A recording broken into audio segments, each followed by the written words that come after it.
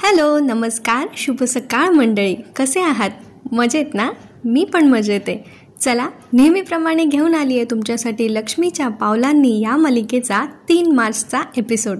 तर आजच्या भागात काय झालं माहिती आहे का? चला सांगतोय. कालच्या भागात आपण पाहिलं होतं की सरोज अद्वैतचे कान भरतीये कलाविरुद्ध. सरोज मॅम अद्वैतला सांगत असतात की कला कशी गरीब मुलगी आहे आणि गरीब लोक हे पैशांचे हपापलेले असतात आणि तुझ्याशी लग्न केलेली मुलगी ही त्यातलीच आहे. पण अद्वैतचा या सगळ्या गोष्टींवर काही विश्वास बसत नाही. तो त्याच्या आईला सांगत असतो की मला खरे तशी वाटत नाही. पण सरोज त्याला सांगत असतात की ती तशीच आहे. हे बघ, एक ना एक दिवस ही गोष्ट मी तुला पटवून देईल, फक्त ती वेळ येईपर्यंत जास्त उशीर नको व्हायला.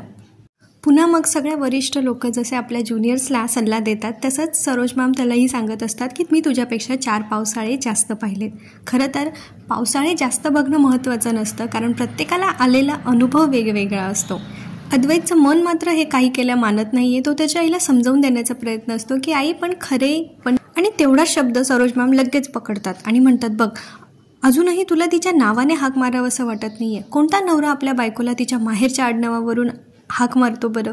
त्यानंतर सरोज मॅम त्याला सांगतात की हे लग्न जर अयशस्वी ठरलं ना तर फक्त त्याचा फटका तुम्हाला दोघांनाच नाही तर दोन्ही कुटुंबाला त्याचा त्रास होणार आहे.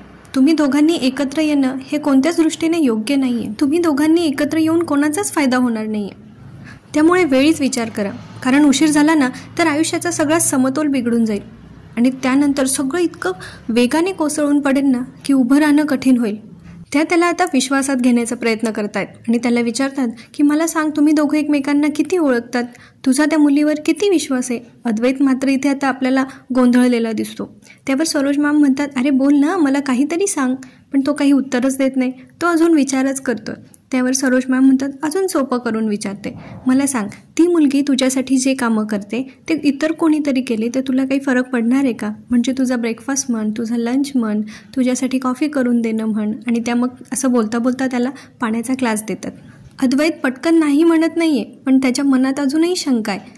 तो म्हणतोय मला कळत नाही आहे यावर मी काय बोलावं आई ते. त्याची आई म्हणते उत्तर दे ना. पण सरोज मॅम आता त्याला विचारतात काहीतरी बोल ना, काहीही उत्तर दे. त्यावर तो म्हणतो तसं तिची सवय झाली आहे थोडीशी, पण नंतर. आणि अद्वैत इथे बोलता बोलता थांबतो आणि सरोज मॅम म्हणतात जसं ती असण्याची सवय झाली तसं ती नसण्याची सवयही जाईल ना हळूहळू. त्या पुढे त्याला सांगतात असंच असतं रे, जग हे असंच असतं, कोणी कोणासाठी थांबत नाही आणि हे आपण स्वीकारायला हवं. त्यांचं हे सगळं बोलणं नैना चोरून दाराबाहेरून ऐकत असते. आता सरोज मॅम म्हणतात म्हणजे ती उत्तम डिझायनर आहे असं तुझं मत आहे का? अद्वैत पटकन म्हणतो त्या बाबतीत शंकाच नाही आहे. पण सरोज मॅम त्याला पुढे बोलूच देत नाही आणि त्या म्हणतात पण मग तिच्यासारखी जगात कोणतीच डिझायनर नाही आहे असं तर नाही आहे ना?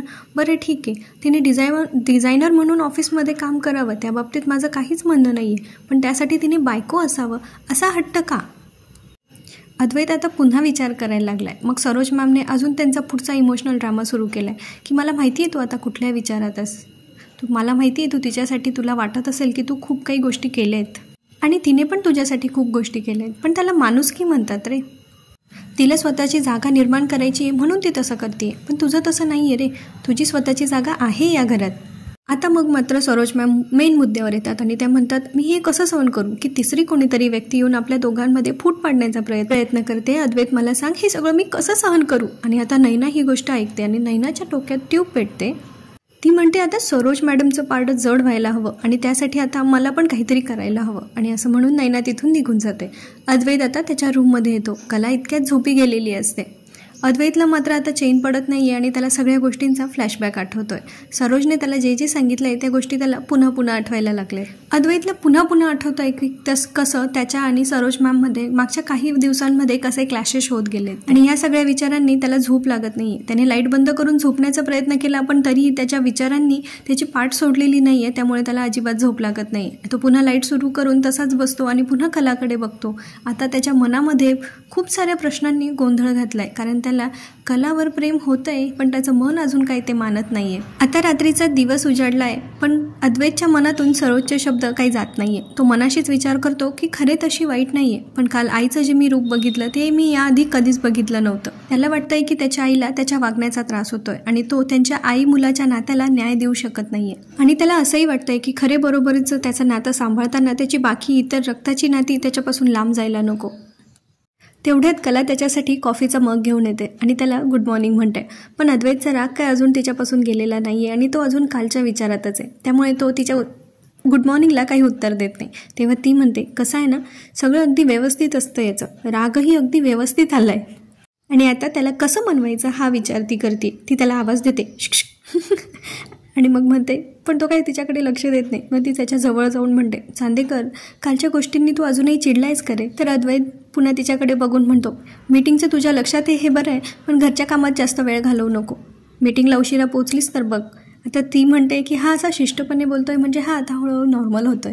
कला आतून रूममधून जायला निघते आणि जाता जाता त्याला सांगते की चांदेकर, लवकर खाली ये नाश्त्याला, आज तुझ्या आवडीचा नाश्ता आहे, गरम गरम भाजणीचे थालीपीठ आणि लोणी आहे. आता अद्वैत कलाच्या प्रत्येक वागण्याचा विचार हा वेगळ्या अँगलने करायला लागला आहे आणि तो आता विचार करत असतो की हिने जसं माझ्यासाठी प्रेमाने नाश्ता बनवला आहे तसं रजनी काकू आणि आई पण तर करतेच ना, म्हणजे हे सगळं खरेनेच केलं पाहिजे असं काही नाही आहे.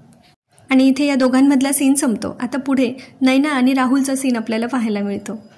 आता राहुल म्हणतो नैनाला की मला सरोज मामीचं म्हणणं पटतंय, त्या नैनाची ना काही लेवलच नाही आहे, ती आणि दादा सगळ्याच बाबतीत मिसमॅच आहे. त्यावर नैना पण म्हणते, हो नाहीतर काय, अरे तुला माहिती आहे का, तिथे पण ना ती माझी बहीण आहे हे सांगायला मला इरिटेट व्हायचं.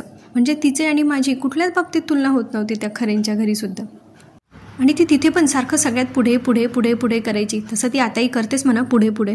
नैना पुढे राहुलला सांगते की तू बघितलंस का रे, अद्वैत आणि कला एकदम मिसमॅच आहेत एकमेकांना, जराही शोभत नाहीत ते एकमेकांना. त्यावर आता राहुल म्हणतो की हो, पण अद्वैत सरोज मामीला खूप मानतो आणि आता सरोज मामीचंच असं म्हणणं आहे तर आपण ह्या गोष्टीला जरा धक्का द्यायला हवा नाही का. काही झालं तरी त्या दोघांमध्ये फूट पडलीच पाहिजे असं ते दोघं एकमेकांशी आता एक टीम असल्यासारखं काहीतरी प्लॅन करतात. आणि ते दोघं ठरवतात की सरोज मॅम जे जे करतील त्याला आता आपण आपल्या परीने हातभार लावायचा, म्हणजे आता हे आगीत तेल ओतण्याचं काम करणार एवढं मात्र नक्की. आता दुसरीकडे काजलला आठवतंय की सोहम तिच्याशी असा तटस्थपणे का वागला होता. ती म्हणते, अरे यार, हा तर आपल्याला सरळ सरळ टाळतोय, असं का वागतोय हा, आज काही झालं तरी या सोहमशी आपण बोलायलाच पाहिजे. काजलला सोहमला सांगायचं आहे की त्याची मैत्रीसुद्धा तिच्यासाठी खूप आहे. दुसरीकडे सोहमला अनामिकाचा फोन येतो आणि ती त्याला म्हणते की आज माझ्याकडे खूप वेळ, तर आपण भेटूयात का. पण सोहम मात्र तिला सांगतो की आज मला पॉसिबल नाही आहे, माझी जरा पेंटिंग्स कंप्लीट करायचे आहेत आणि ते प्रायोरिटीवर आहेत. तर अनामिका म्हणते, वाव, म्हणजे तू अजूनही पेंटिंग्स करतो. तर तो म्हणतो हो. पण मग ती म्हणते, ठीक आहे, मग आपण नको भेटायला, तू कर तुझी कामं. आता सोहम इकडे फोन ठेवतो.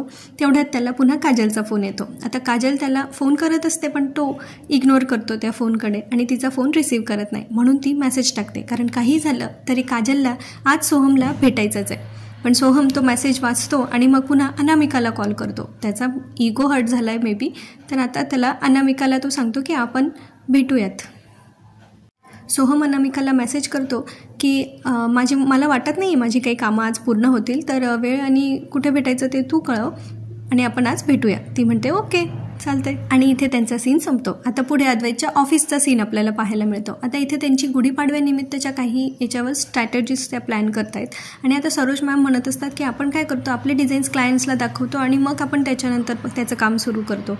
आता आपण काय करू, आधी क्लायंट्सला विचारू त्यांच्या काय रिक्वायरमेंट्स आहे आणि त्याच्यानुसार आपण आपल्या डिझाईन्स करायला घेऊ. आता अद्वैतला ही गोष्ट आवडते, तो म्हणतो नाईस स्ट्रॅटर्जी आणि कलाला सांगतो की ही गोष्ट तुझ्यासाठी आहे, आता तू यापुढे अशा पद्धतीने काम कर.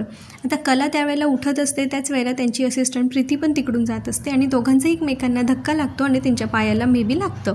तर आता अद्वैत दोघांचीही काळजी करत त्यांना म्हणतो की तुम्ही साईडला बसून घ्या आणि जरा पाय लांब करून बसा, दोघांनाही लागलं नाही ना, म्हणून तो त्यांची विचारपूस करतो.